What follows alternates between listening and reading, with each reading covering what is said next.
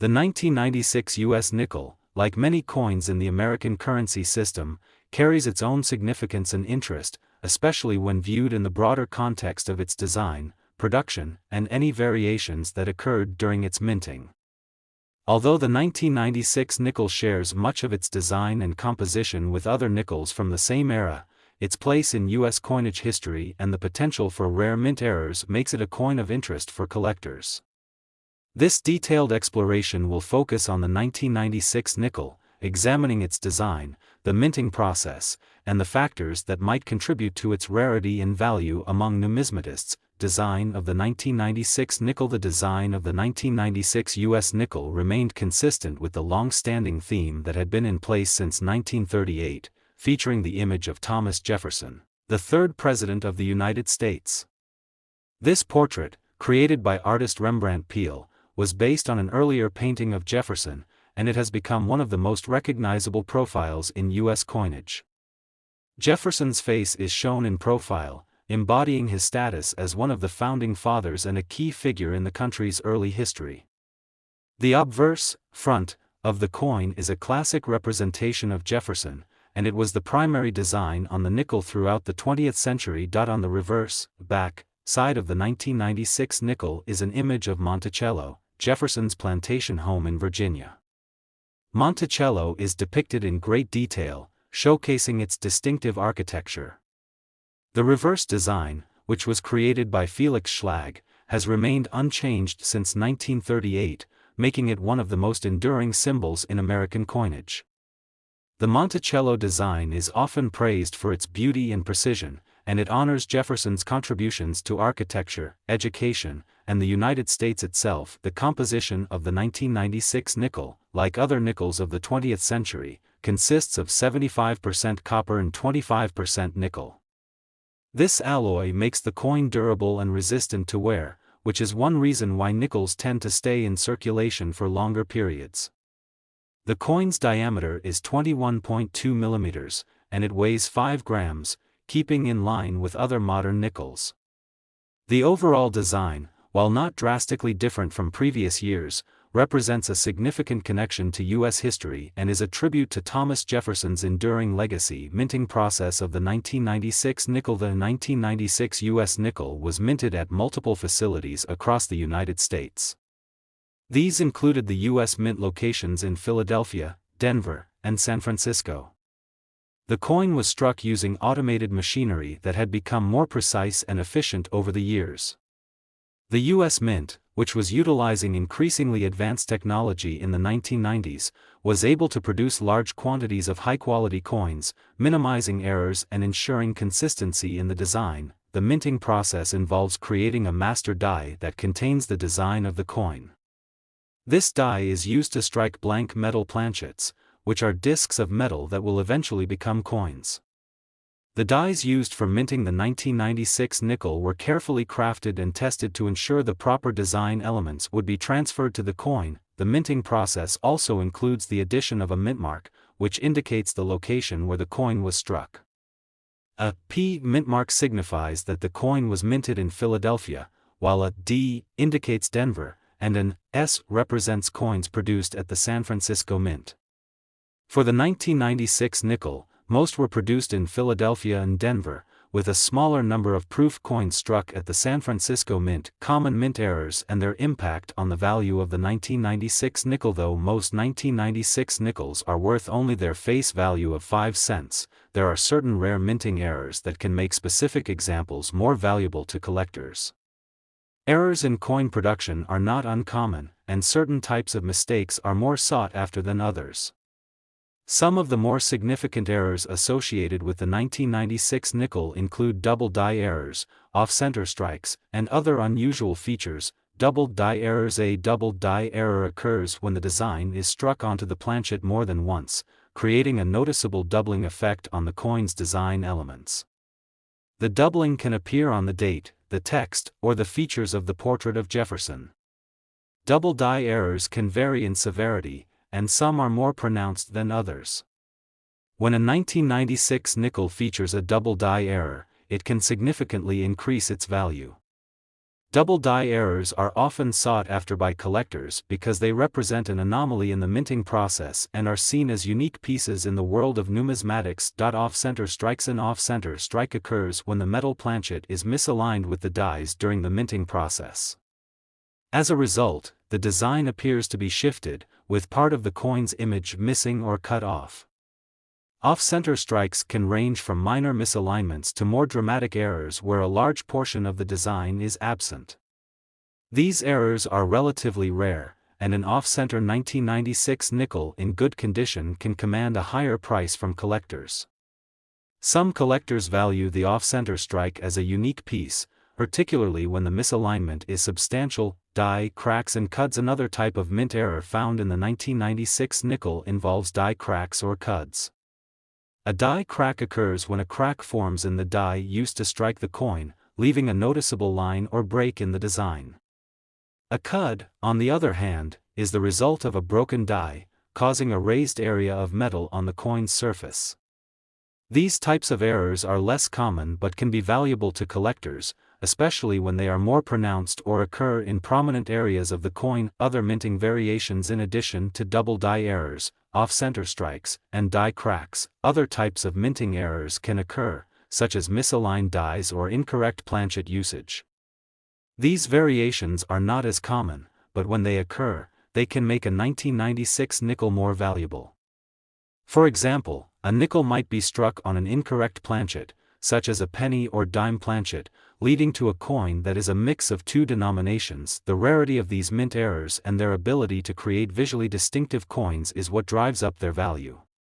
Collectors often seek out these rare variations to add to their collections, and coins that exhibit these features can be worth much more than their face value. Collecting the 1996 nickel. For most people, the 1996 nickel is worth exactly 5 cents, as it is the face value of the coin. However, for collectors, the 1996 nickel may hold additional value, especially if it exhibits unusual characteristics or is in excellent condition. The value of a 1996 nickel, like most coins, is determined by its grade, which reflects its physical condition. Coins are graded on a scale ranging from poor, where the coin has significant wear, scratches, or other damage, to mint state, where the coin appears to have just been minted, with no signs of wear or aging. The higher the grade, the more valuable the coin will be to collectors. A 1996 nickel in mint state condition might be worth slightly more than face value, while a coin in lower grades may have little added value. However, when it comes to coins with errors, such as a double die or an off-center strike, the value can increase significantly. The rarity of these mint errors and the condition of the coin play a key role in determining its value on the collector's market. For example, a 1996 nickel with a double die error in good condition could sell for a considerable amount more than its original 5-cent value, especially if the error is particularly noticeable. Conclusion: the 1996 U.S. nickel is part of a long-standing tradition in American coinage, carrying with it the legacy of Thomas Jefferson and Monticello. While the coin's design remained relatively unchanged from previous years, the minting process of the 1990s was marked by more advanced technology, leading to higher quality coin production and fewer errors. Nonetheless, the 1996 nickel, like other coins in the series, can sometimes feature rare minting errors, such as double die mistakes or off-center strikes, which can increase its value among collectors. Though the 1996 nickel is primarily worth 5 cents, collectors often find value in coins with unique characteristics, such as minting errors, and they are willing to pay a premium for such rarities. The combination of the coin's historical significance, its enduring design, and the potential for rare minting errors makes the 1996 nickel an interesting piece in U.S. coinage, one that reflects both the artistry and the unpredictability of coin production. Whether a casual collector or a seasoned numismatist, the 1996 nickel has something to offer to those interested in American currency history. 1989 was a pivotal year in history, a time that saw dramatic shifts across the globe in politics, culture, technology, and more. The year began with tensions continuing to rise between the U.S. and the Soviet Union, but by the end of the year, it marked the end of the Cold War and the beginning of a new global era. Some of the most defining events took place in Eastern Europe, where the Berlin Wall came down and the Iron Curtain began to fall, signaling the end of communist rule in several nations. The fall of the Berlin Wall on November 9, 1989, was one of the most momentous events of the 20th century. For nearly 3 decades, the Berlin Wall had been a symbol of division, separating East and West Germany, and by extension, the East and West during the Cold War. When the wall came down, it represented more than just the reunification of Germany. It was a symbolic end to the ideological division between the capitalist West and the communist East. People from both sides of Berlin gathered at the wall, tearing it down with their hands, marking the beginning of a wave of democratization that would sweep through Eastern Europe in the coming months and years. In the same year, China was grappling with its own struggles for political freedom. The Tiananmen Square protests in Beijing, led by students demanding greater political freedoms, were met with a brutal military crackdown on June 4, 1989. The Chinese government's response to the protests, which resulted in thousands of deaths, shocked the world and marked a significant moment in the struggle for human rights in China. Meanwhile, in South Africa, significant political developments were taking place. Nelson Mandela, though still in prison, began secret negotiations with the apartheid government, signaling the start of the eventual dismantling of apartheid in the 1990s. 1989 saw changes that foreshadowed the fall of other authoritarian regimes around the world. It was a year when the tide began to turn against oppressive governments, and the world saw a glimpse of a more interconnected and democratic future. Pop culture in 1989 also left an indelible mark on history. Musically, the year was a golden one, with some of the biggest names in pop, rock, and hip-hop making waves. Madonna's "Like a Prayer" was released in 1989, featuring a mix of pop and religious themes, sparking both controversy and acclaim. Paula Abdul's debut album, "Forever Your Girl," went on to dominate the charts, and songs like "Straight Up" became anthems of the year. Meanwhile, Prince's "Batman" soundtrack became a cultural touchstone, and bands like The Cure released their iconic album, "Disintegration," which resonated with fans of gothic rock and alternative music. In cinema, 1989 was a year of both nostalgia and innovation. Tim Burton's Batman made its debut in the summer, becoming a massive box office hit and influencing the superhero genre for years to come.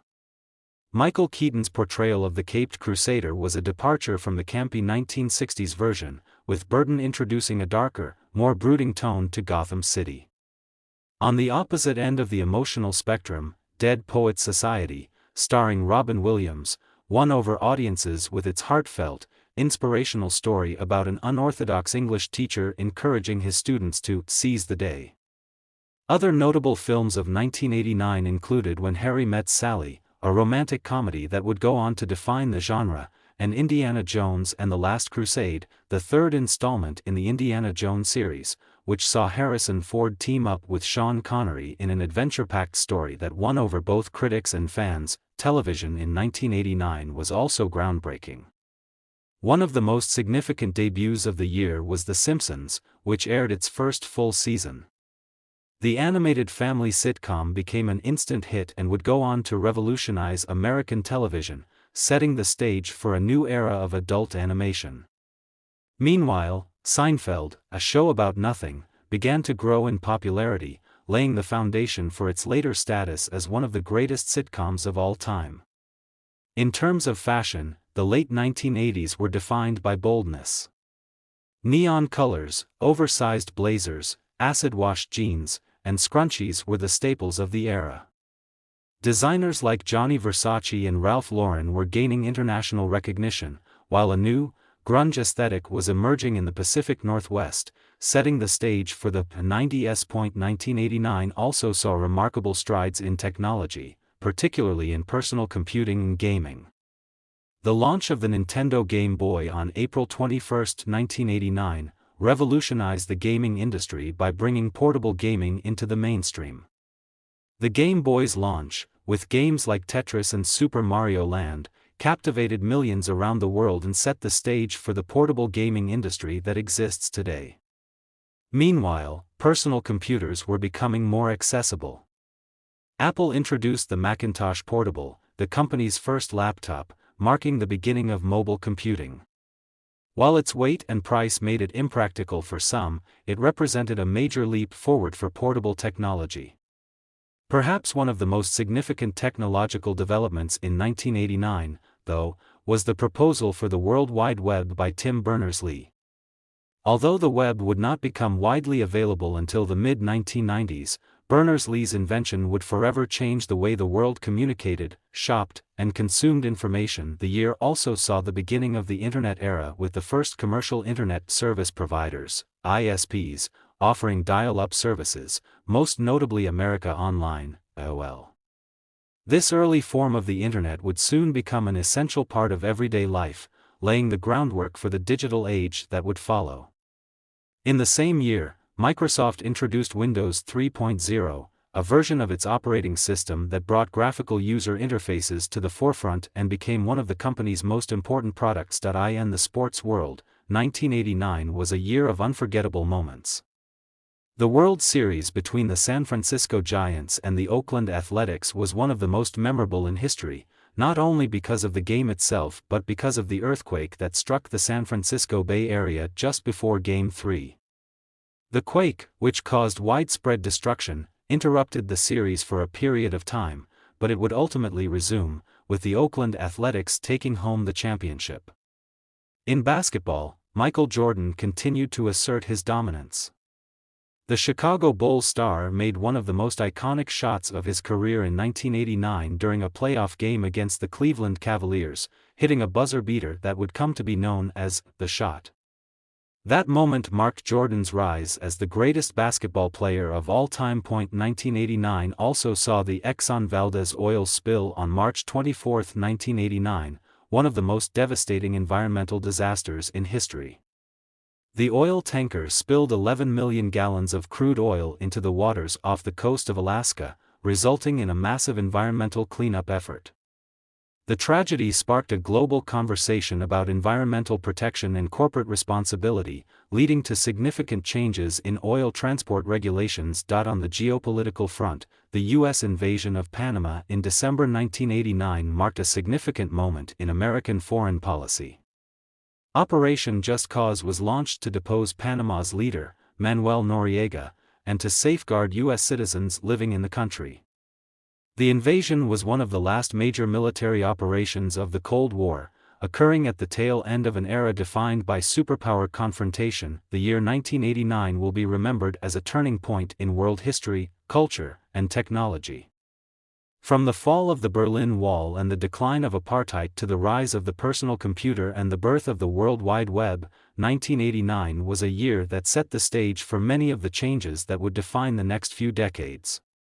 It was a year when the world seemed to shift on its axis, and the events of 1989 continue to shape the world in which we live today.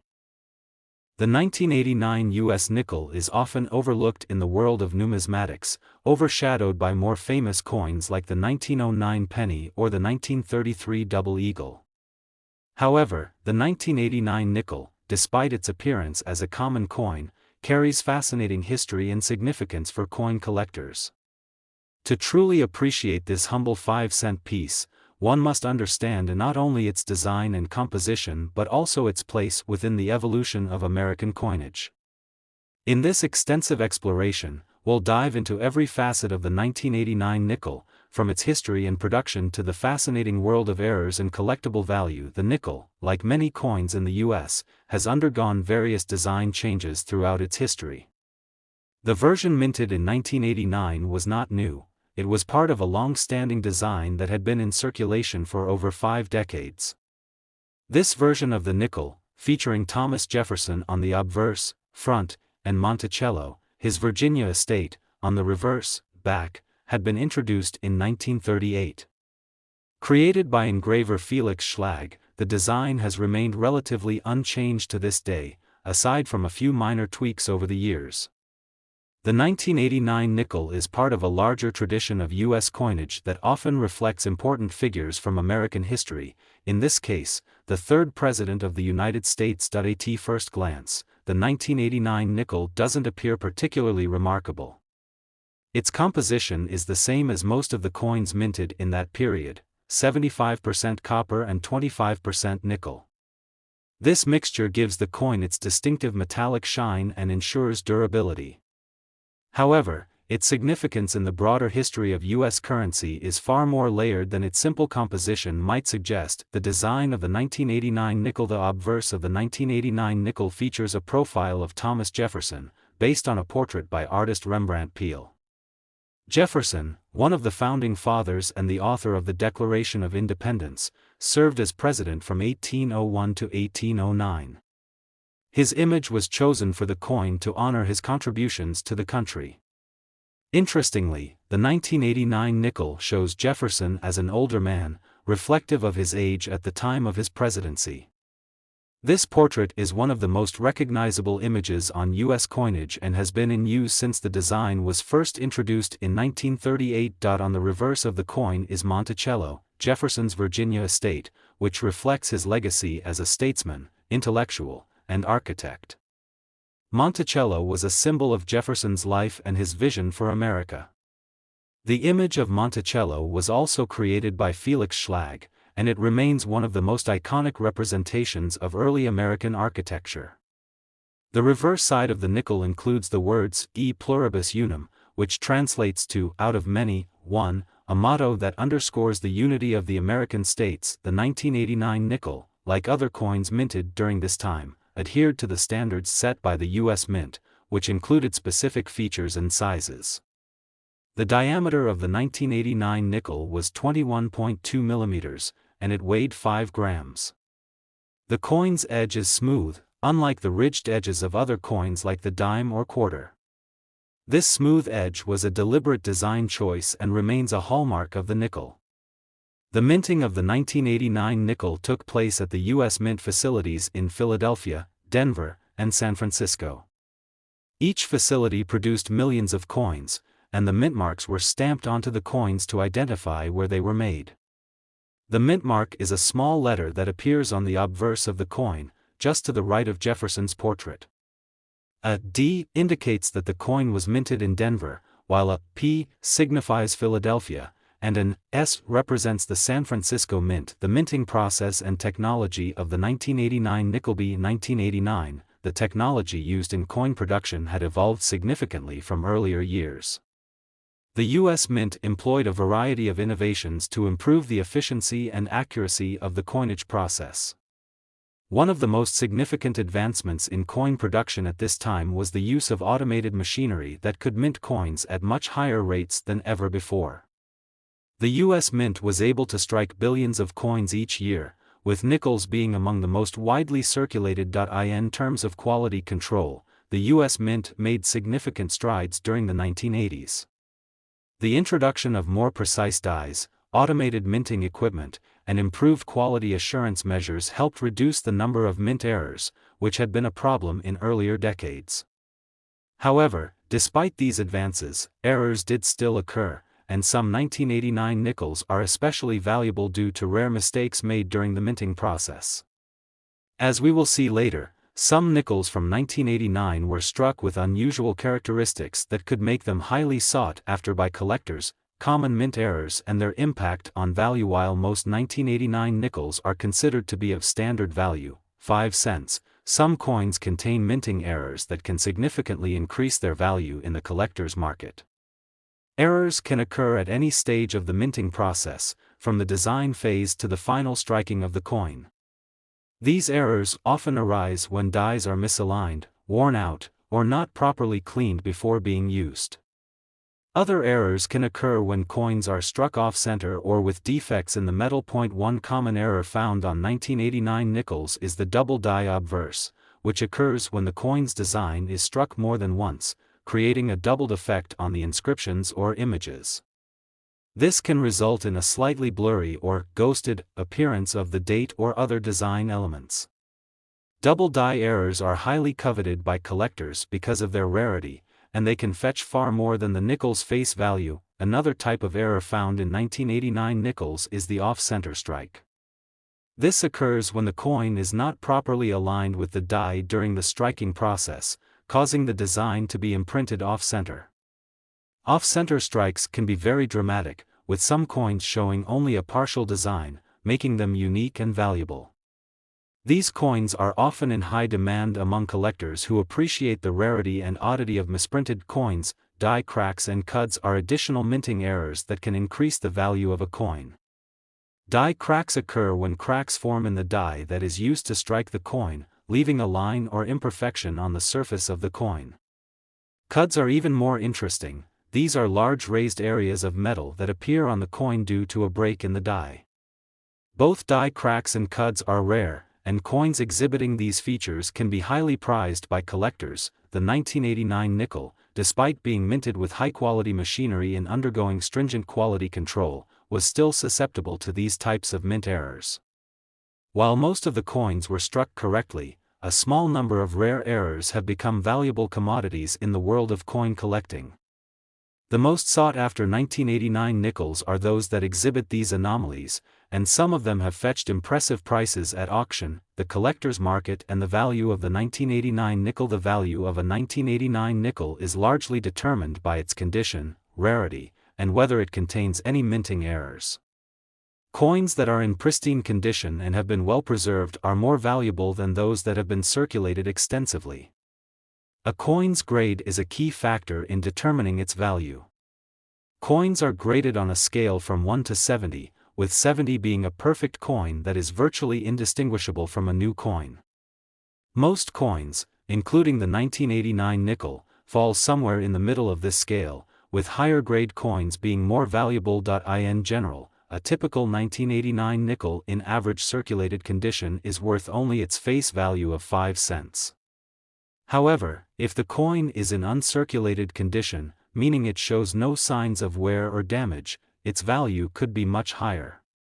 Uncirculated 1989 nickels may be worth a few dollars to collectors, depending on their grade and any unique characteristics they may possess. If a 1989 nickel contains a rare minting error, its value can skyrocket.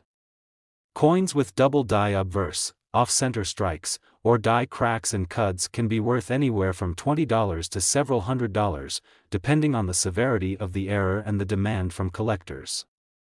The most valuable 1989 nickels are those that exhibit the most dramatic errors and are in the best condition. Some of the most famous auction results for 1989 nickels have occurred when rare examples with minting anomalies have come up for sale.